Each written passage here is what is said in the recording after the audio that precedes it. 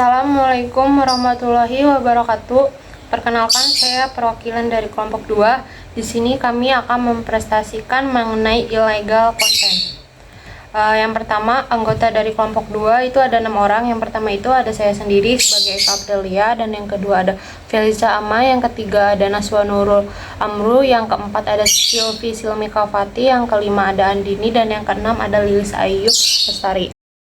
Definisi konten ilegal. Untuk definisi tersendiri dibagi menjadi dua. Yang pertama itu konten. Konten itu termasuk ke dalam segala bentuk informasi yang disajikan sebagai bentuk media seperti teks, gambar, audio, dan video dengan tujuan untuk memberikan nilai informasi tambahan kepada para audiensnya. Nah, yang kedua itu ada ilegal, adalah segala sesuatu yang merujuk kepada aktivitas atau tindakan praktik yang tidak sah secara hukum dan melanggar peraturan, norma, atau undang-undang yang berlaku di negara kita sendiri. Nah, untuk definisi konten ilegal itu, jadi konten yang dibuat adalah seseorang yang mengacu pada suatu informasi, materi, atau konten digital lainnya yang menyimpang dan melanggar norma atau hukum yang berlaku.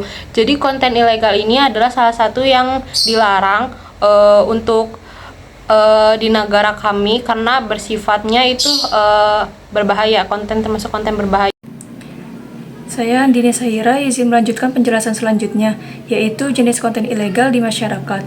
Yang pertama ada konten pornografi anak. Kehadiran dan peredaran pornografi anak dapat memberikan dampak yang sangat negatif bagi masyarakat. Pornografi anak seringkali dianggap sebagai kejahatan serius dan tunduk pada hukum yang ketat di banyak negara. Yang kedua adalah penipuan.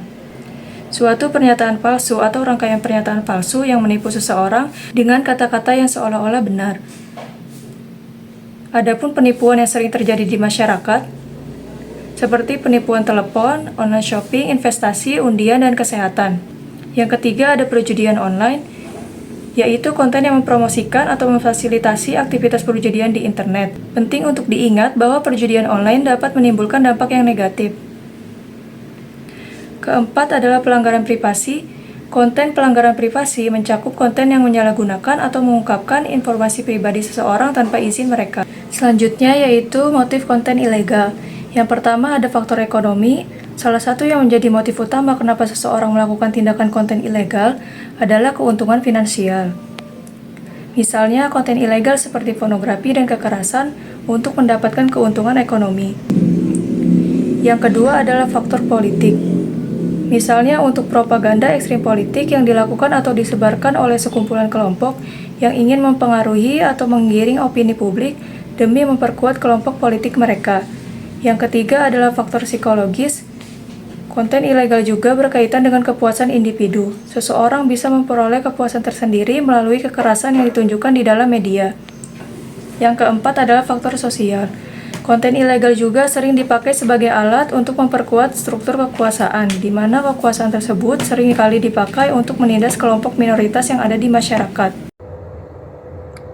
Baik, penjelasan pertama yaitu penyebab konten ilegal. Pada penyebab konten ilegal ini terdapat 3 poin. Yang pertama, faktor ekonomi. Yang kedua, faktor teknologi. Dan yang ketiga, faktor psikologis. Kita masuk pada penjelasan yang pertama yaitu faktor ekonomi. Faktor ekonomi ini menjadi penyebab terjadinya penyebaran adanya konten ilegal di lingkungan masyarakat. Peluang keuntungan ekonomi yang tinggi menjadi hal yang memicu adanya konten ilegal. Misalnya seperti perdagangan manusia, pornografi anak, dan prostitusi. Hal ini muncul karena kurangnya pengawasan dan perlindungan terhadap korban. Begitu juga perdagangan obat-obatan terlarang yang masih marak di masyarakat, di mana pasar gelap menciptakan kesempatan untuk pengedar dan pembeli obat-obatan terlarang. Yang kedua, yaitu faktor teknologi. Faktor teknologi ini juga menjadi penyebab adanya penyebaran konten ilegal. Perkembangan teknologi informasi dan komunikasi menjadi penyebab mengapa konten ilegal dibuat, khususnya internet yang telah menjadi platform untuk konten ilegal, yang dimana berisi konten-konten seperti pornografi, kekerasan, dan propaganda politik dengan penyebaran yang sangat cepat. Yang ketiga, faktor psikologis. Faktor psikologis ini juga menjadi penyebab terjadinya penyebaran konten ilegal. Psikologis dapat memicu motivasi individu untuk mengkonsumsi atau membuat konten ilegal untuk memenuhi kebutuhan pribadi atas kepuasan pribadi, sehingga individu memiliki keinginan untuk mendapatkan kekuatan atas orang lain. Misalnya seperti produksi dan konsumsi pornografi yang dipicu oleh kebutuhan akan kepuasan pribadi atau keinginan untuk mengontrol orang lain. Selanjutnya di sini ada dampak konten ilegal terhadap masyarakat. Konten ilegal ini memiliki dampak yang merugikan untuk masyarakat dalam berbagai sisi. Konten ilegal dapat menyebarkan informasi yang menyimpang sehingga dapat mempengaruhi pandangan dan opini masyarakat. Contohnya dari propaganda, menimbulkan ketidakpercayaan masyarakat terhadap media atau berita yang sah. Hal ini itu bisa mempengaruhi proses demokrasi. Kemudian, konten ilegal juga seringkali mengandung materi yang merugikan, seperti konten kekerasan, pornografi, dan pelecehan. Hal itu dapat merusak norma dan moral, khususnya pada anak-anak serta remaja yang rentan sekali dipenuhi hal negatif. Sekian dari saya, kurang lebihnya mohon maaf. Di sini saya akan menjelaskan dampak konten ilegal terhadap masyarakat. Konten ilegal dapat memiliki berbagai dampak negatif terhadap masyarakat. Contohnya dalam aspek motivasi, pelanggaran hak dan privasi, dan juga ada mengganggu keamanan negara. Sebenarnya masih banyak lagi dampak negatif terhadap masyarakat, tetapi di sini saya akan menjelaskan 3 hal yang tadi saja. Yang pertama ada motivasi. Konten ilegal seperti pornografi dan juga kekerasan dapat memberikan pengaruh negatif terhadap masyarakat, terutama pada anak-anak dan juga remaja.